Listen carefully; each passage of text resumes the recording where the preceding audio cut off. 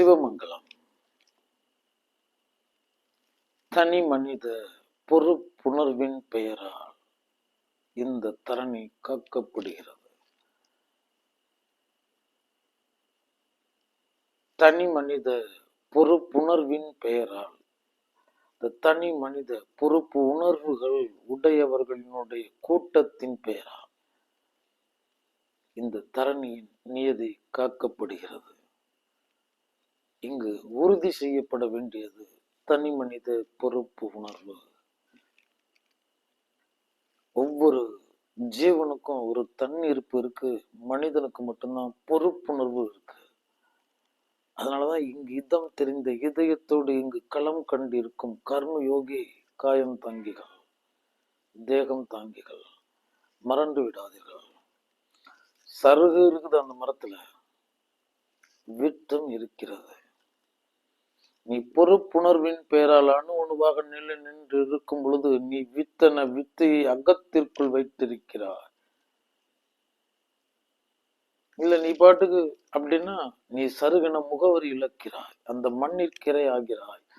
ஆனால் வித்துக்கு இரையாகிறது இந்த மண்.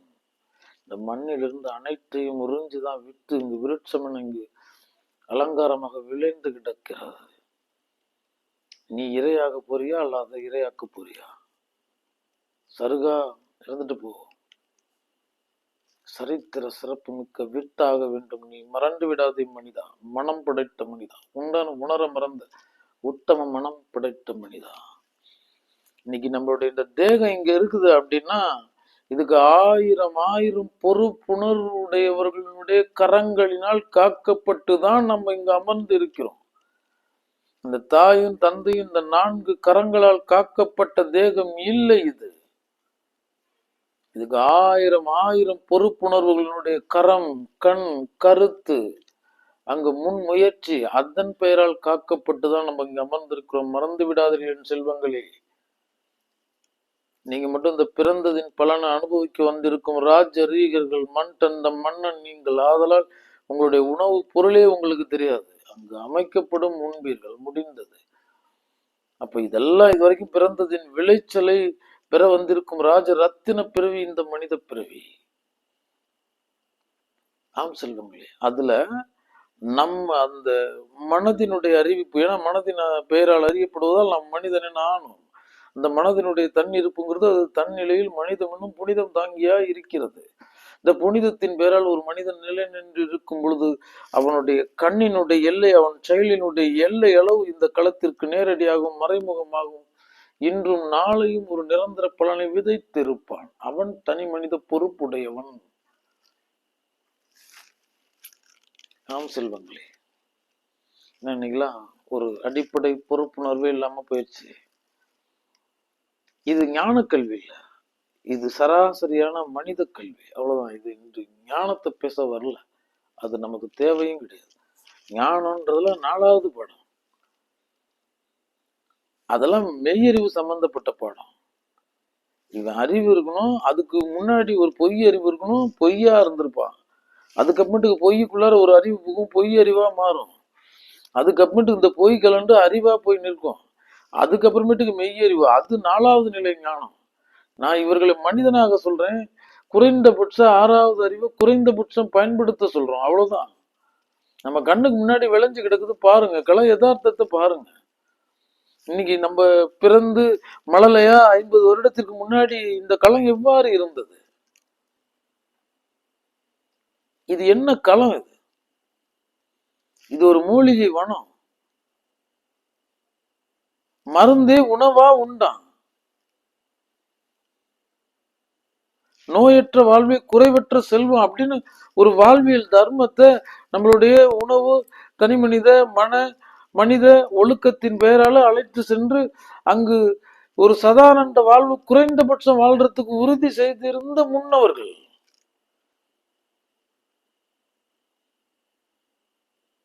கேட்டா 10 பிள்ளை 15 பிள்ளை, குறைந்தது 7ல இருந்து 10 பிள்ளைகள்.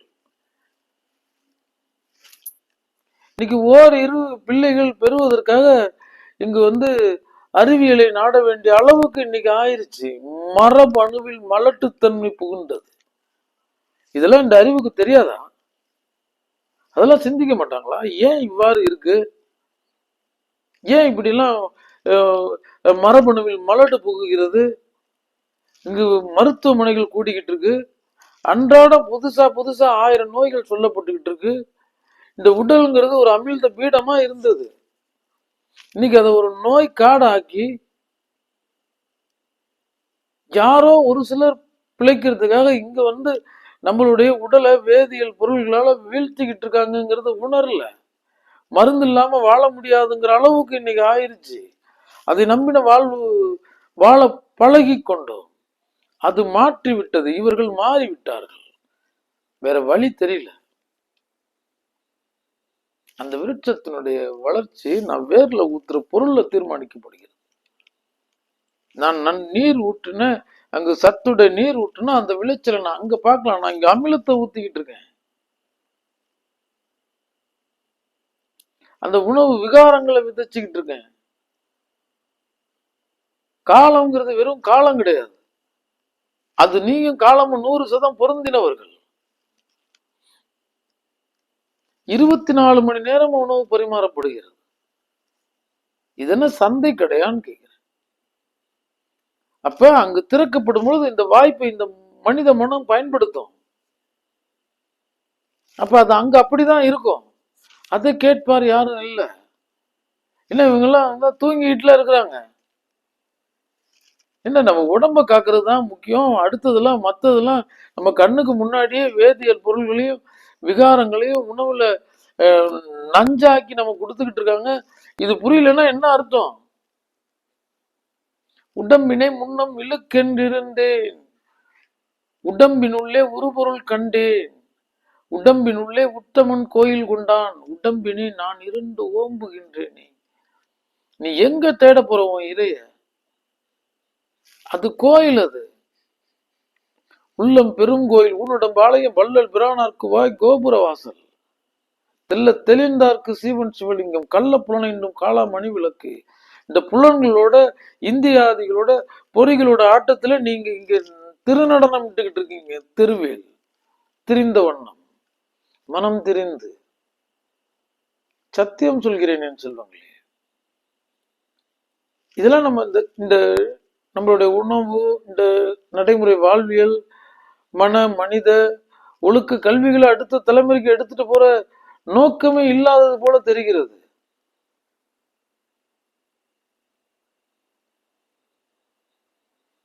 பொறுப்புணர்வு வேணும் சொல்லுவாங்களே, பொறுப்புணர்வு தான் என்னுடைய முதலீடு. ஆமா, அது நம்ம உயிருக்குள்ள இருக்கு. இந்த யுக தோஷம் நம்மளுடைய ஆணவ கண்ம மாய காம குரோத லோப மத மாத்சரிய இன்னும் எத்தனையோ குப்பைகள் இதுலலாம் அது மனம் மறத்து போயிருக்கிறது. அது என்னதான் இருந்தாலும் அங்க ஒரு வாகனத்துல போய்கிட்டு இருக்கு, ஒருத்தர் தவறி விழும் பொழுது அங்கு அது யாருன்னு பாக்குறது இல்ல, யாருன்னே பாக்குறது இல்ல. அவரையும் கேளாத ஒரு நடுக்கம், ஒரு பதட்டம், அது தனக்கே வந்ததான் ஒரு பிதற்றல். உடனே அங்கு நோக்கின பயணம். குறைந்தபட்சம் இன்றும் அது எஞ்சி இருக்கிறது. ஏன்னா மனிதன் தானே இவன். ஆமா, அப்படிதான் நீங்க இருந்திருக்கணும். அது நடந்துதான் அப்படி இருக்கணுங்கிறது கிடையாது.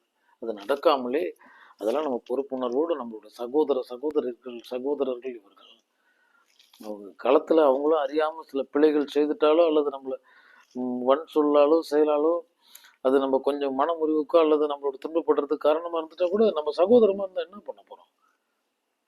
நம்ம உறவு, நம்ம தாய் தந்தையா நம்மளோட உடன் இருக்கிறதா இருந்தா, நம்ம குடும்பத்தாரா இருந்தா என்ன பண்ண போறோம்? அந்த முடிவு எடுங்க. உங்க துன்பம் குடும்பத்தோட துன்பம் தான் நினைச்சிட்டு நம்ம நரகம் புக வேணாம். அங்க ஒரு வேதநாதம் கூறுகிறது, தன் துன்பத்திற்காக வருந்து உன்னை நான் நரகம் சேர்க்கிறேன். சகத்துரை உயிர்களினுடைய துன்பத்திற்காக துன்பப்படுபவனை நான் பரமனாக்குகின்றேன். ஒரே வார்த்தையில முடிஞ்சிருச்சு. நீ வருந்ததான் போற. ஏன்னா நீ ஒரு மனப்பக்குவம், மனச்சமநிலை, மன குளிர்வு, மன இனித்த நிலையை அடையிற வரைக்கும் உனக்கு ஒண்ணுமே இல்லைனாலும் உன்னை நீ பிரச்சனைக்கு உள்ளவனா ஆக்கிடுவ. கேட்டா மனசு சரியில்லைன்னு சொல்லிடுவ நீ. ஆமா, அங்க குருநாதனை போனா 2 அறை விட்டுட்டு கூட்டிட்டு போவார். இன்னைக்கு இந்த களத்துல இந்த கணம் உயிர் துறந்தவைகள் இந்த காரணத்தினால் உயிர் துறந்து இருக்கிறது கான் குமராம்பா. அங்க விழி மூடி விழி திறக்கிறதுக்குள்ளார அன்னாகாரம் இல்லாம அங்க ஒரு கூட்டம் வீழ்ந்திருக்கும். நீர் ஆதாரம் இல்லாம வீழ்ந்திருக்கும், உறைவிட ஆதாரம் இல்லாம வீழ்ந்திருக்கும், உடை ஆதாரம் இல்லாம இருந்திருக்கும். அங்க தனித்து ஓரியா விட்டு இருப்பான். அவனையும் அறியாமல் இங்கு சில அசம்பாவிதங்கள் செயற்கையா செய்யப்பட்டுரும். இப்படியெல்லாம் ஆர்ப்பரிப்புக்கு மத்தியில அப்படியே இங்க ஒரு மயான வாழ்வு வாழ்ந்துகிட்டு இருக்கவன்கிட்ட போய் கேட்டாதான் தெரியும், இன்னைக்கு உனக்கு வழங்கின நிலை தாண்டா உலகத்திலேயே ராஜ்ய நிலைங்கிறது உனக்கு புரியும். அங்க தில்லையில போய் கையேந்தினால் கிட்டுவிடும். இங்கு எங்க என் மண்மண்டலத்தில் எங்க கையேந்தினாலும் கிட்டுவிடும். முடிஞ்சிருச்சு. இது ஒரு திறந்த வெளி சொர்க்கம். இது புரியுமா உனக்கு? அது சரியில்லாததுக்கு காரணத்தின் அது இல்ல. அது வாடையை போய் ஏன் தீவிரமா பிடிச்சுக்கிட்டு இருக்க? மலருக்கு மனமும் மனிதனுக்கு மனமும் நேர் ஒத்ததனக்கான் இரண்டிற்கு மூலம் இல்லை. உபமூலத்தோடு இருப்பது மூலத்தை பாதிக்கிறது. நறு மனத்திற்காக மலர்கள் பறிக்கப்படுகின்றன, நரன் மனத்திற்காக அந்த மனிதன் வீழ்த்தப்படுகிறான். ஆனால் அது உபபொருள் அன்றி மூலப்பொருள் இல்லை. மறந்து விடாதீர்கள் என் செல்வங்களே.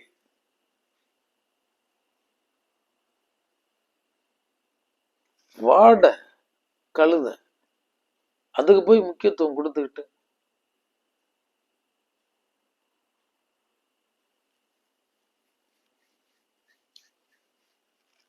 ஒரு நாளைக்கு 300 தடவை இந்த குரலை சொல்லணும். எப்பொருள் யார் யார் வாக்கேற்பினும் அப்பொருள் மெய்ப்பொருள் காண்பதறிவு, எப்பொருள் எத்தன்மையதாயினும் அப்பொருள் மெய்ப்பொருள் காண்பதறிவு. இப்படியே வச்சிருத பாரு, அதனோட விளைவுகளை பாரு. என்ன உனக்கு அடிப்படை அறிவு புரியாதவன், அகிலத்திற்கே அறிவை போதித்தவன், அகிலத்திற்கே ஞானத்தை போதித்தவன், முன் தோன்றிய மூத்த மொழியை உடையவன், நீ தந்ததுதான் சகத்திற்கு அனைத்தும், நீ போட்ட பிச்சை இந்த உலகம் பெற்ற ஞானம்லாம். என்ன நீ கூடுதல் தயாள குணத்தோட விருந்தோம்பல் அதிதி தேவோபவ, நம்மளுடைய விருந்தினன் கடவுள், இங்க மனிதாபிமானத்தோட வாழணும், ஒரு தர்ம நெறிக்கு உட்பட்டு வாழணும், போர்க்களமா இருந்தாலும் விதி இருக்கணும், இப்படின்னு சில நியதிகளோடு வாழ்ந்தவர்கள் வெற்றிங்கிறது வெற்றி கிடையாது, வெறி வெற்றி அங்கு சத்தியமாக தரப்படுவது. இருக்கை என்பது அது என்னை அமர இழுத்து அமர வைப்பது. இந்த மரபர்கள் எங்க? அந்த மரபர்களுக்கு வெற்றியே அந்த இன்னும் ஏதோ காரணத்துக்காக எதையும் செய்யத்தக்கவர் எங்க? அதனால இங்க கொஞ்சம் ஒரு சிறு அசைவு ஏற்பட்டிருக்கு. இருந்தாலும் தர்மத்தின் வாழ்வு தன்னை சூது கவம் மீண்டும் தர்மம் தானே வெல்லும். அதுலலாம் எந்த மாற்றமும் இல்லைல்ல சொல்றேன். அப்ப நம்ம இந்த மெய்யறிவுல இருந்து விலகி இருக்கோம்னு சொல்றேன். அதை நம்ம புரிஞ்சுக்கோன்னு சொல்றேன். நம்ம அடுத்த தலைமுறைகளுக்காவது நமக்கு உணவுல மருந்து தந்தாங்க. அதுதான் இங்க இருக்கிறது எல்லாமே மூலிகைகள். அதனுடைய பேரும் பயன்பாட்டு முறையும் உன் திட்டமிட்டு நீ மறக்கடிக்கப்பட்டாய். அப்படியே அதை நான் கேட்டேன் குருநாதர் இடத்துல, எப்பொழுதுமே சத்தியத்திற்கு சத்திய சோதனை கலந்தான் குமரா. கடைசி பாடம் தான் இன்னைக்கும் குமரா. 99 பாடமுமே கசக்கும், இது காலத்தின் கட்டாயம் அப்படின்னா. இந்த கெடுபுத்தி உடையவர்களுடைய விபரீத விளைச்சலால நம்மள்கிட்ட இருந்த செல்வம் எல்லாம் எடுத்துட்டு போனதெல்லாம் பத்தாம இங்க நீர் நிலைகளை கெடுத்தார்கள், மண்ணை கெடுத்தார்கள், காற்றை கெடுத்தார்கள். வரலாறு போய் படிங்க. இங்க எடுத்துட்டு போனதெல்லாம் இல்லாம, ஏன்னா இது இப்படியே விட்டுட்டா சரியா 7 வருடத்துல இயற்கையினுடைய இந்த மரங்கள் இயற்கையினுடைய விளைச்சலின் பேரால அந்த பொருளாதார முன்னேற்றம் அடைஞ்சிற அளவு வலிமையான தேசம் நம்ம தேசம். அவனை அப்படியே விட்டுட்டா போதும், அவன் சேர்த்து வைத்து அவன் காத்து வைத்து அந்த இயற்கை அவனை வாழ வைக்கிற அளவுக்கு இந்த மரங்களின் கட்டமைப்பு நிலையில் இருந்தவன் நம் தமிழன்.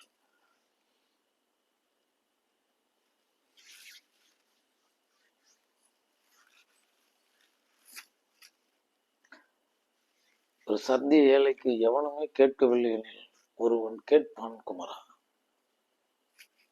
இன்னும் இந்த மண் அந்தரத்தில் தான் சுழன்று கொண்டிருக்கிறது. கோடி கோடி கோள்களுக்கு மத்தியில் இந்த மனித மனம் மறந்து போகட்டும். கோடி கோடி யோகிகளை, ஞானிகளையும், தீர்க்க தரிசிகளையும், நல்லவர்களையும், அவதூதர்களையும், தவ தூதர்களையும், இன்னும் இந்த சக ஜீவன்களும் நல்லா இருக்கணும், இந்த இயற்கையை பேணி காட்ட அந்த உத்தமமான நல்லவர்களுடைய திரு அடி பட்டது இல்லையா, அவனுடைய உடல் கரைந்து தானே இந்த மண் உருவாக்கப்பட்டிருக்கு. அப்புறம் அவன்லாம் எங்க போனான்? எங்கேயும் போல, இங்கதான் இருக்கு. அதனாலதான் இது அசைஞ்சுதான் இருக்கு, ஆட்டிரல. ஆமா, அதனால நம்ம மீட்டு எடுத்துடலாம்னு சொல்றேன். நான் உணர மறந்த உத்தம மனம் படைத்தவன் தானே மனிதன். ஆம் செல்வங்களே, நம்ம தனி மனித பொறுப்பு இருக்கணும், இரக்கம் இருக்கணும், நம்மளோட சகோதரங்களை பார்க்கணும், நம்ம தேசம்னு பார்க்கணும். நம்மளுடைய அதாவது சாந்திய இந்திய காந்திய தேசம் இது. சாந்தியம் தான் காந்தியம். போதும், அகிம்சை விட மாபெரும் அஸ்திரம் இல்லை. எந்த இம்சையும் வெல்லும் அகிம்சை. அது நம்மளுடைய தாரக மந்திரம். அவ்வாறு ஒரு சுதந்திரம் பெற்று அமர்ந்திருக்கும் சர்வ சுதந்திரர்கள் நீங்கள். இந்த ஒட்டுமொத்த உலகுக்குமே முன் மாதிரி நீங்க. ஏன்னா இன்னைக்கு எல்லா எத்தனை தாக்குதல்கள், அந்நியர்களுடைய உபதேசங்கள், அவர்களையும் பின்தொடர்பவர்கள், உள்ளுக்குள்ளாரே பேத வாதங்கள் புரிந்து கொண்டிருப்பவர்கள், ஒன்றிய குலம் ஒருவனை தேவன் நம்மளை காண தவறியவர்கள், இதுக்குள்ளார நம்ம அந்த உணர்ச்சி சம்பந்தப்பட்ட எத்தனையோ பிரிவுகள் இருக்கு. அதெல்லாம் பேசி அந்த உணர்வுகளை தூண்டி கிளர்ந்து இந்த அவர்களுக்குள்ளார பிரித்தாலும் சூழ்ச்சியின் பெயரால் அங்கு ஒருவன் தனியே நின்று இருக்கிறான். இவர்களை பிரித்தாளுவதற்காக அங்கு ஒரு கூட்டம் அங்க இருக்கும். அது வேற இது வேற. இங்க 7000 பாத்தீங்கன்னா குப்பை குளத்துல ஏழைகள் ஓலை குடிசைக்குள் கோலையாய் அமர்ந்திருக்கின்றனர். இவர்களுக்கெல்லாம் வாழ்வழிக்கிறவங்க அங்க பாட்டுக்கு மேலான இடத்துல குளிர்வான அறையில அப்படியே பரிசுத்த அறையில பேசிக்கிட்டு இருப்பாங்க இவர்களுடைய வாழ்வுக்காக. இதையும் இவர்கள் நம்பிக்கொண்டு இருப்பார்கள்.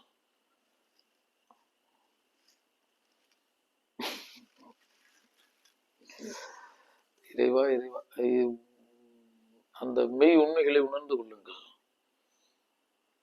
நம்ம மனிதத்தை மட்டும் காத்து வைத்தா போதுமானது. நம்ம ஒரு சகோதரம் ஒண்ணு துன்பத்துல இருக்கு, அது ஒரு நிலைப்பாட்டுல இருக்குன்னா நமக்கு ஒரு நெருடலா தானே இருக்கும் நெஞ்சுக்குள்ள. மொத்த தேசமும் இப்படி இருக்கு. எல்லாம் களியாட்டங்கள்ல கேளிக்கைகள்ல தன்னை மறந்து வாழ்ந்துகிட்டு இப்படி இந்த மாயை ஏற்படுத்தின மாயையில எவ்வளவு இந்த களத்தில் கருத வேண்டியது கருதாது வெறும் கருத்தை களத்தில் துளைத்து கழித்திருக்கின்றனர் இந்த கலியுக புருஷர்கள் என்று உணரப் போகிறார்கள். நீங்கள் உணர்ந்து கொள்ளுங்கள். சத்தியம் சொல்கிறேன். கருணையை வளர்த்துக்குங்க. இந்த மனம்லாம் மறத்து போயிடுச்சு. உலகம் வெப்பமடைதல், மனம் வெப்பம் அடைஞ்சிருச்சு. சொல்லுக்கு சொல், செயலுக்கு செயல், அங்க எதிர்வினைக்கு எதிர்வினை, இப்படியே போய்கிட்டு இருக்கு. விட்டு கொடுக்கறதுனா என்னன்னே தெரியாம போயிடுச்சு.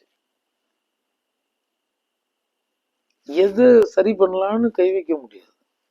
அதான் களி, அதான் களி.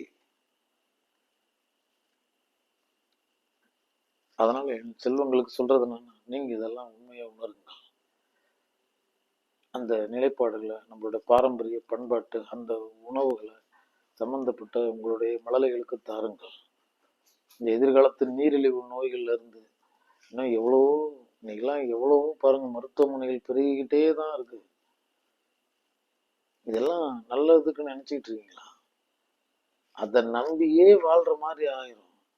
என் உடலை நம்பி என்னுடைய நிலைப்பாட்டை நம்பி வாழ்ந்த நான் என் வாழ்வை தீர்மானிக்கிறது அதுவாகவே ஆயிரும்.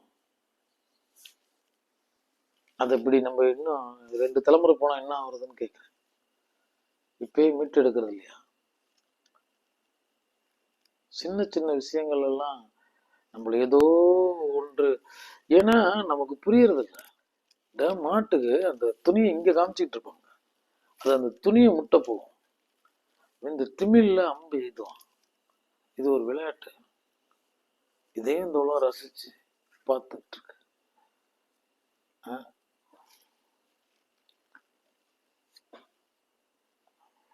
இதையும் சொல்வதற்கு இல்லை. தனி மனித மனமாற்றம். உன்னால இயன்ற அளவு பொறுப்புணர்வோடு இரு. இதெல்லாம் நமக்கு ஒரு மனக்கனிவுக்கு, மனச்சமநிலைக்கு, ஒரு நிம்மதிக்கு தான், வேற ஒண்ணும் கிடையாது. இதனால நம்ம உள்ளத்துக்குள்ளார விகாரத்தை வளர்த்துக்கிட்டு, விரோதத்தை வளர்த்துக்கிட்டு, துரோகத்தை வளர்த்துக்கிட்டு, இந்த மனிதர்களை பேதமா பார்த்துக்கிட்டு, இந்த ஜாதியா, மதமா, மொழியா, இனமா, வர்க்கமா, பேதப்படுத்துறதுக்கு எத்தனையோ காரணங்கள் இருக்கு. அந்த காரணங்கள் எல்லாம் கருதி அதெல்லாம் நம்ம வேண்டியதில்லைன்னு சொல்றேன்.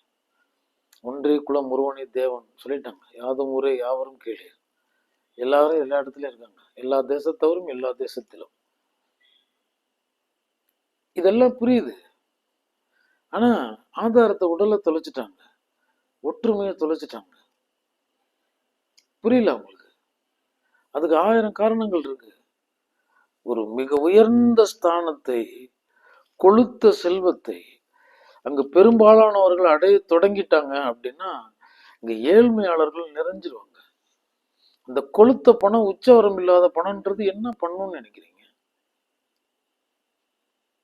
இது பகிர்ந்து அளிக்கப்பட்டது, பகிர்ந்து அளிக்கப்பட்டிருக்கணும்.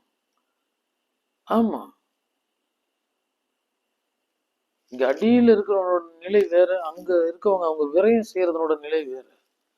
இவன் கனவுல கூட நினைக்க முடியாத அவங்க விரயம் செய்கிறார்கள் சொல்றேன். இவன் கனவுல கூட நினைக்க முடியாது. இப்படி இவ்வளவு பெரிய இடைவெளி. ஒரு அற்புத வாழ்வு, அரிது அரிது மானண்டராய் பிறத்தல் அரிது.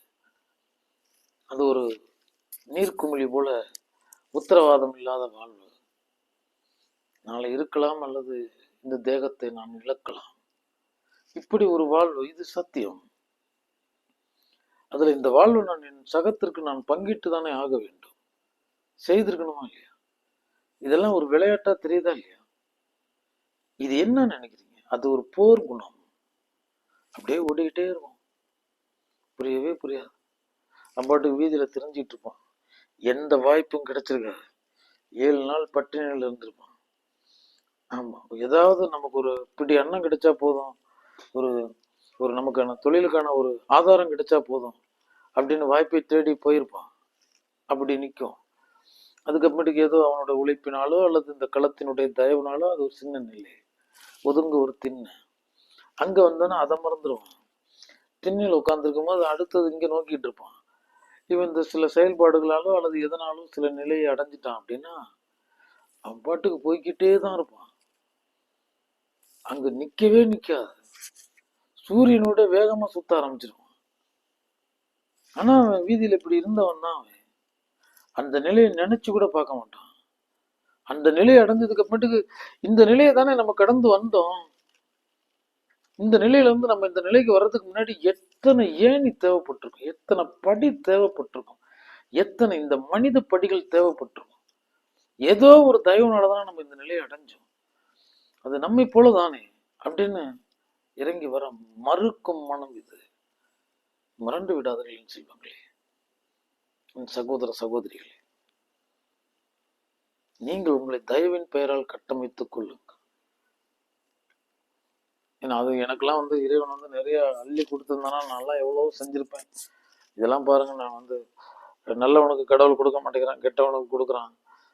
இது புரிஞ்சுக்கணும். விதைப்பின் விளைச்சல் நேற்று இட்டது இன்று, இன்று இடுவது நாளை. நேற்று விதைத்ததனுடைய விளைச்சல் இன்னைக்கு அடைஞ்சிக்கிட்டு இருக்கான். இப்ப நீ இன்னைக்கு சொல்லிட்டு இருக்கே, இது மாதிரி இன்னைக்கு இந்த நல்ல நிலையில இருக்கவங்கல்ல பெரும்பகுதியினர் இப்படி சொல்லிதான் அந்த பிரபஞ்சம் அவனுக்கு வழங்குனது. அங்க போனா அப்படி ஆயிட்டான், முடிஞ்சிருச்சு. 10 ரூபா இருக்கும்போது 5 ரூபா கொடுத்தான். அங்கு கோடிகளை தாண்டதுக்கு அப்புறமேட்டுக்கு இங்க மனித புழுக்களா தெரிய ஆரம்பிச்சிருச்சு. நிஜம் அது. அப்ப அங்கிருந்து இறங்கி வந்தாதானே இவங்களை மீட்க முடியும். இதை நம்ம புரியறது இல்லையா? அதனாலதான் எனக்கு ஒன்னா சொன்னான், சும்மா நீங்க பாட்டுக்கு அது தந்திருப்பா செஞ்சிருப்பேன், இது தந்திருந்தா செஞ்சிருப்பேன் எல்லாம் சொல்லிட்டு இருக்க கூடாது. உனக்குன்னு வைக்கப்பட்டிருக்குல்ல அந்த உணவில் பாதியை தானி அங்கிருந்து தொடங்கு. நீ எவ்வளவோ செய்யாட்டி போனோம் ஒன்னும், நீ உனக்கு உண்ணும் போது ஒரு கைப்பிடி வச்சுட்டு வந்துரு, அவ்வளவுதான். அது அந்த அந்த அன்னதோஷம் வேணாம் நமக்கு. எத்தனையோ என்னுடைய உயிர் ஆதாரங்கள், என்னுடைய ஒரு சுவாசம் ஒரு காற்று கருவறை, நம்ம ஒரு தாய் வயிற்று பிள்ளைகளாகிய நாங்கள் உணர மறந்த உட்டம் மனம் படைத்தவர்களா, என்னோட பிராண பண்டத்தவர்கள், என்னுடைய ஆத்ம பண்டத்தவர்கள் எங்கோ இந்த உணவின்மையின் பேரால இந்த நேரம் துன்பப்படும் பொழுது நான் அதெல்லாம் மறந்துட்டு ஏதோ ஒரு பெரும் கடும் சுவையை உண்பதா ஒரு பெரிய சாதனை செய்துட்டு தான் உண்றேன். நான் என்ன பண்றது, என்னுடைய இந்த உடலுங்கிற எந்திரத்துக்கு நான் போட்டாகணுமேங்கிறதுக்காக உண்கிறேன்னு ஒரு கவலத்தை இந்த உலகத்துக்கு கொடுத்துட்டு மீதியை சாப்பிடுங்க. அன்னதோஷம் கிட்டாது, சத்தியம் சொல்றேன் நான். ஏன்னா இன்னைக்கு இப்படி ஒரு கூட்டம் இருக்கிறது உண்மை. அப்ப நம்ம இங்க இருந்து தொடங்கலாம்னு சொல்றேன். நீ நல்ல நிலை அடைஞ்ச மனசார செய். நீ மையத்தில் வாழ்பவன் வானோரின் தெய்வத்தில் வைக்கப்படும். இன்னைக்கு அந்த தயவுல இருந்து நம்மளை பிரிச்சுட்டாங்க, மனிதத்துல இருந்து பிரிச்சுட்டாங்க, கடுமையாக்கிட்டாங்கன்னு சொல்றேன். இதுக்காக இறங்கி வேலை செய்த ஆற்றல்கள்லாம் காலங்காலமா செஞ்சுக்கிட்டு இருக்கு. அதெல்லாம் நம்ம சொல்லி புரிய வைக்க முடியாது. இவங்க விழி திறந்துறங்கிகள், அக விழிப்பு கொள்ளுங்கள், கருணை தவிர ஒன்றுமே இல்லை என்று சொல்லுங்களே. நம்மளுடைய தேசப்பிதா மகாத்மா மோகன்தாஸ் கரம்சந்த் காந்தியடிகள் அவர் உயிர் மூச்சாய் கருதின வாசகம். எப்பொழுதெல்லாம் உங்களுக்கு ஐயம் ஏற்படுகிறதோ, எப்பொழுதெல்லாம் உங்களை நீங்களே கட்டுப்படுத்தி கொள்ள முடியாத நிலை உருவாகிறதோ, அப்பொழுதெல்லாம் இனி கூறப்போகும் சோதனையை செய்து பாருங்கள். மிக மிக நலிவுற்ற மிகுந்த வறிய நிலையில் உள்ளவர்களை நினைவில் நிறுத்தி நாம் மேற்கொள்ள போகும் செயலினால் அவனுக்கு ஏதாவது பயனளிக்குமா என்று சிந்தித்து பாருங்கள். தான் மகாத்மாவினுடைய மகா வாக்கியம். எல்லா உலகத்திற்கும் பொருந்தும் ஒரு வாசகம் இது, பெரு வாசகம். மறந்து விடாதீர்கள் என் செல்வங்களே. எப்பொழுதெல்லாம் ஐயம் ஏற்படுகிறதோ, எப்பொழுதெல்லாம் உங்களை நீங்களே கட்டுப்படுத்தி கொள்ள முடியாத நிலை உருவாகிறதோ, அப்படின்னா நம்ம ஒரு இயல்பான வாழ்க்கையில இருக்கோம். அந்த நேரத்தில் திடீர்னு சந்தேக பாவம் வந்துடும். என்ன எதுன்னு புரியாது, என்ன புரியாத இருக்கும், அல்லது ஏதோ சந்தேகம் வந்திருக்கும். அந்த நிலையிலும்